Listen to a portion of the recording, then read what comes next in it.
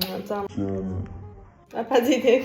5 manat. 25 manat. Bax. 25 manat. Mənə dəyər. Hə.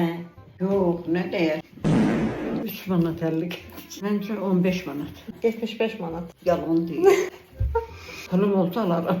Beşən girənci var. 35 manat. Yaxşıdır, yaxşı. Və mən niyə almırdım? Gəlinim alaram da. Ha, yallah. Hamadanın qırağına qoyulur. 18 manat. 25 manat. Bunlar bahalıdır deyirsən. 30 manat. 40 manat.